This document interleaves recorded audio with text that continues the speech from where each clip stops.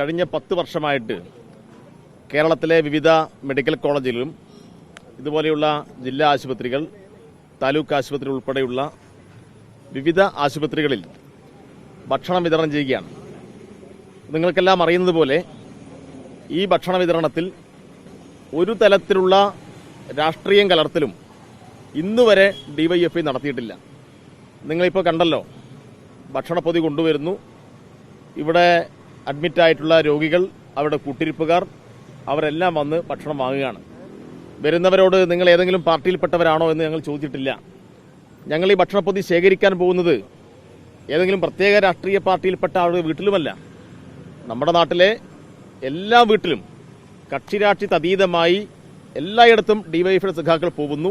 അവരെല്ലാം സന്തോഷത്തോടുകൂടി ഭക്ഷണം പൊതിഞ്ഞു കൊടുക്കുകയാണ്. അപ്പോൾ ഡിവൈഎഫ്ഐയെ ഭക്ഷണം പൊതിഞ്ഞു കൊടുത്ത് ഏൽപ്പിച്ചാൽ അർഹരായവരുടെ കൈകളിൽ എത്തും എന്നുറപ്പ് ഈ നാടിനുണ്ട്.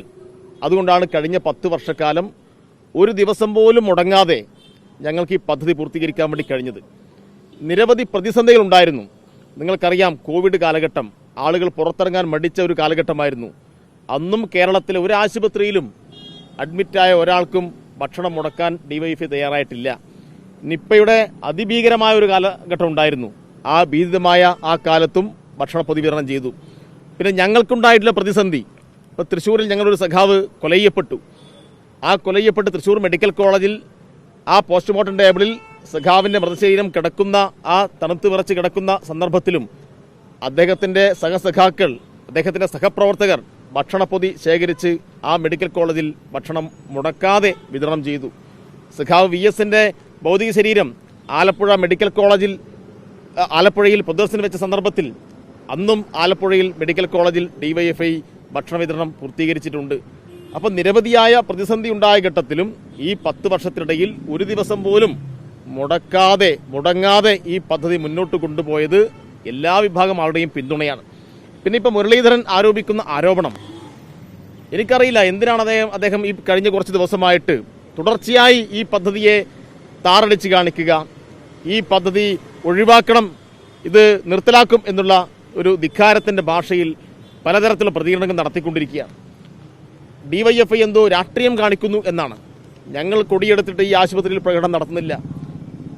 വരുന്നവരോട് എന്തെങ്കിലും രാഷ്ട്രീയ പ്രസംഗം ഞങ്ങൾ നടത്തുന്നില്ല. പിന്നെ ലോകത്തെമ്പാടും വിവിധ സന്നദ്ധ സംഘടനകൾ പ്രവർത്തിക്കുന്നുണ്ട്. ആ സംഘടനകളെല്ലാം അവരുടെ ഐഡന്റിറ്റി ഉപയോഗപ്പെടുത്തി തന്നെയാണ് ആ ഉത്തരവാദിത്തം അവർ നിർവഹിക്കുന്നത്. അത് അവരുടെ അവകാശമാണ്. പിന്നെ എന്താ സംഘടനയുടെ പേര് ഉപയോഗിക്കുന്നു, കൊടി ഉപയോഗിക്കുന്നു, രാഷ്ട്രീയത്തിന് വേണ്ടി ഉപയോഗിക്കുന്നു എന്നൊക്കെ പറയാണ്. മുരളീധരനോട് ഒരു കാര്യം ചോദിക്കാനുള്ളത്, നിങ്ങളുടെ സർക്കാരിൻ്റെ പല പദ്ധതികളുണ്ടല്ലോ, എന്തിനാ പ്രിയദർശിനി എന്ന പേര് വെച്ചത്? എന്തിനാ ഇന്ദിരാഗാന്ധിയുടെ ഫോട്ടോ അതിനകത്ത് ഉപയോഗപ്പെടുത്തിയത്?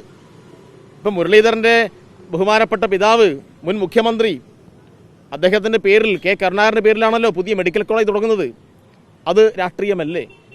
ഇവിടെ ഡിവൈഎഫ്ഐക്കാർ നാട്ടിൽ നിന്ന് പൊതിച്ചോറ് ശേഖരിച്ച് കൊണ്ടുവരുമ്പോൾ ആ വാഹനത്തിൽ ഒരു കൊടി കെട്ടുന്നതാണോ ഇവിടെ രാഷ്ട്രീയം? അപ്പോൾ ഇതെല്ലാം അങ്ങേയറ്റം ഹീനമായ, ഒരിക്കലും അംഗീകരിക്കാൻ കഴിയാത്ത ചില പ്രസ്താവനകളാണ്. ഇതിനോട് കേരളീയ സമൂഹം കക്ഷി രാഷ്ട്രീയത്തിന് അതീതമായി പ്രതികരിക്കണം എന്നാണ് ഞങ്ങൾക്ക് ആവശ്യപ്പെടാനുള്ളത്. അതുകൊണ്ട് യാതൊരു വിധത്തിലുള്ള രാഷ്ട്രീയ ഇടപെടലും ഇന്ന് വരെ നടത്തിയിട്ടില്ല. ഞങ്ങൾ ഇന്നലെ വരെ നടത്തിയതുപോലെ, ഇന്ന് നടത്തിയതുപോലെ നാളെയും കേരളത്തിൽ എവിടെയെല്ലാമാണ് ഡിവൈഎഫ്ഐ ഭക്ഷണം വിതരണം ചെയ്യുന്നത് അവിടെയെല്ലാം ഭക്ഷണം വിതരണം ചെയ്യും. കൊടി ഉപയോഗിക്കും. ഒരു മുരളീധരനും ഒരു മന്ത്രിക്കും അത് തടയാൻ വേണ്ടി കഴിയില്ല.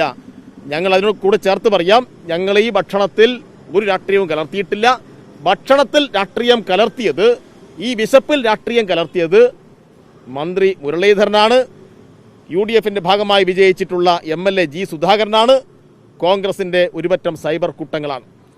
ഞങ്ങളല്ല ഇതിനകത്ത് രാഷ്ട്രീയം കലർത്തിയത് എന്നാണ് അദ്ദേഹത്തോട് ഉറപ്പെടുത്താനുള്ളത്. മന്ത്രി പറഞ്ഞത് ആശുപത്രിക്കുള്ളിൽ അധികാരം മന്ത്രിക്കാണ്, സംഘടനകൾക്കല്ല എന്നാണ്. ആശുപത്രിക്കുള്ളിൽ അധികാരം മന്ത്രിക്കാണോ എന്ന കാര്യത്തിൽ ഇവിടെ ആർക്കും തർക്കമുണ്ടോ? ഞാൻ ചോദിക്കുന്നത്, നിങ്ങളിപ്പോൾ തലശ്ശേരി ജനറൽ ആശുപത്രിയിൽ പോയാൽ, ഇവിടെ ഉണ്ടോ എന്ന് എനിക്കറിയില്ല, ചില ബ്ലോക്കുകൾ തന്നെ ചില സന്നദ്ധ സംഘടന എടുത്തു കൊടുത്തി ആ സംഘടനയുടെ പേര് അവിടെ എഴുതി വെച്ചിട്ടുണ്ട്. ഇപ്പോൾ ഡിവൈഎഫ്ഐക്ക് 100 കണക്കിന് ആംബുലൻസുകളുണ്ട്. എന്താ പിന്നെ ഈ മന്ത്രി ഇതുപോലെയാണെങ്കിൽ നാളെ പറയൂലേ ഡിവൈഎഫ്ഐയുടെ ആംബുലൻസിൽ രോഗിയെ അങ്ങോട്ട് എത്തിക്കാൻ പാടില്ല എന്ന് പറഞ്ഞാൽ എന്തായിരിക്കും അവസ്ഥ? ഭക്ഷണം മാത്രമാണോ ഇവിടെ കൊടുക്കുന്നത്? ഓരോ ദിവസവും നിരവധി ആശുപത്രികളിൽ 1000-ൽ കൂടുതൽ രക്തം ദാനം ചെയ്യുന്ന സംഘടന ഡിവൈഎഫ്ഐ. ഉമ്മൻചാണ്ടി ഭരിക്കുമ്പോഴും ഡിവൈഎഫ്ഐക്കാണ് ഏറ്റവും കൂടുതൽ രക്തം ദാനം ചെയ്ത സംഘടനക്കുള്ള അവാർഡ് കിട്ടിയത്. അതാർക്കും നിഷേധിക്കാൻ വേണ്ടി കഴിയുമോ?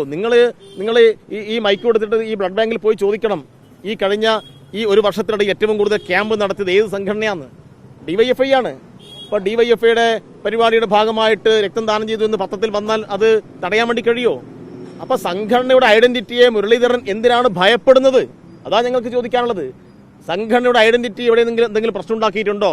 ഈ 10 വർഷത്തിനിടയിൽ ഭക്ഷണ വിതരണത്തിന്റെ ഭാഗമായിട്ട് എന്തെങ്കിലും ഒരു സംഘർഷമോ, എന്തെങ്കിലും ഒരു കേസോ, എന്തെങ്കിലും ഒരു ക്രമസമാധാന പ്രശ്നമോ കേരളത്തിലെ ഏതെങ്കിലും ആശുപത്രിയിൽ, ഏതെങ്കിലും സ്റ്റേഷൻ പരിധിയിൽ റിപ്പോർട്ട് ചെയ്തിട്ടുണ്ടോ? എവിടെയുമില്ല. ഭക്ഷണം സമാധാനപരമായി വിതരണം ചെയ്യുന്ന ഒരു കാര്യമല്ലേ? അതിൽ എന്തിനാണ് മണ്ണ് വാരിയിടുന്നത്?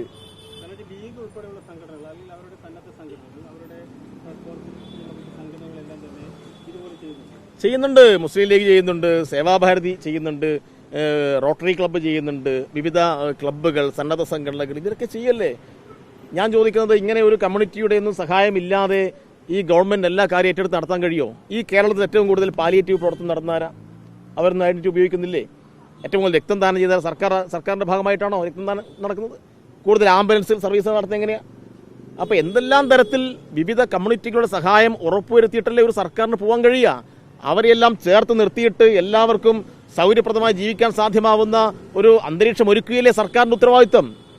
എന്തിനാണ് മുരളീധരൻ ഈ ഡിവൈഎഫ്ഐ കൊടുക്കുന്ന ഈ പൊതിച്ചോറിൽ മണ്ണ് വാരിയിടുന്നത്? അത് അങ്ങേയറ്റം അപലപിക്കേണ്ട ഒരു കാര്യമല്ലേ?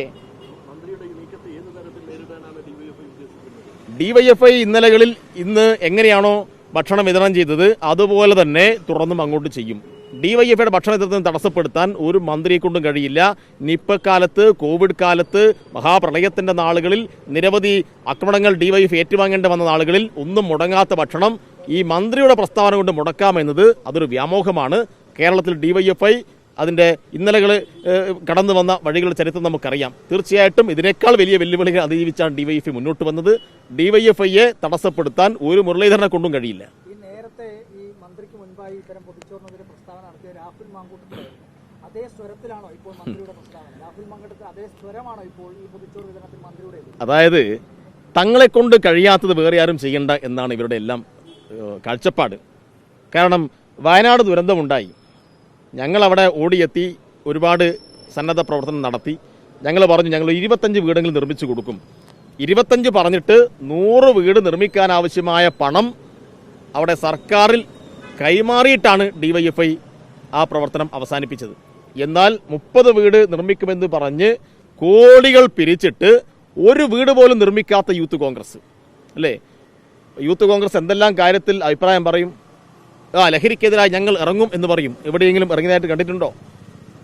ഇത്തരം ഏതെങ്കിലും സന്നദ്ധ പ്രവർത്തനം നമ്മൾ കണ്ടിട്ടുണ്ടോ?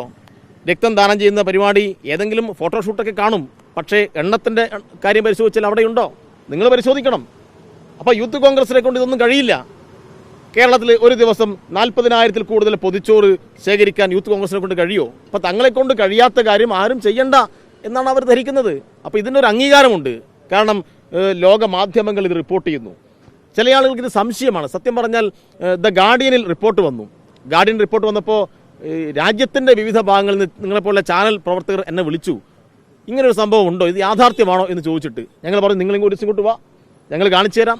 അങ്ങനെ തിരുവനന്തപുരം മെഡിക്കൽ കോളേജിലും എറണാകുളത്തേക്ക് വന്നിട്ട് ഡൽഹിയിൽ നിന്ന് വിവിധ ഇടങ്ങളിൽ നിന്ന് ആളുകൾ വന്ന് ഇത് റിപ്പോർട്ട് ചെയ്ത് പോയില്ലേ? ലോകത്തിൻ്റെ ശ്രദ്ധ ആകർഷിക്കുന്ന വിധത്തിലൊരു പ്രവർത്തനമായിട്ട് ഇത് മാറിയില്ലേ? അപ്പോൾ ഇതിനോടുള്ള അസൂയാണ്, കുശുമ്പാണ്. തങ്ങളെ കൊണ്ട് ചെയ്യാൻ കഴിയാത്തത് മറ്റവർ ചെയ്യണ്ട, അങ്ങനെ ഒരു അംഗീകാരം ഡിവൈഎഫ്ഐ കിട്ടണ്ട എന്നാണ്. ഇത് ഡിവൈഎഫ്ഐക്ക് കിട്ടണ്ട എന്ന് പറയുമ്പോൾ ഡിവൈഎഫ്ഐക്ക് മാത്രമല്ല പരിക്കേൽക്കുന്നത്. ഇതുപോലെ ഭക്ഷണത്തിന് വേണ്ടി കാത്തു നിൽക്കുന്ന 40,000-ൽ കൂടുതൽ ആളുകൾ ഓരോ ദിവസവും ഉണ്ട്. അവർക്കാണ് ഇത് ബുദ്ധിമുട്ടുണ്ടാക്കുക. അതുകൊണ്ട് ഗവൺമെന്റ് ഉപദേശിക്കുന്ന ആളുകളെല്ലാം ചിന്തിക്കേണ്ട ഒരു കാര്യമാണ്.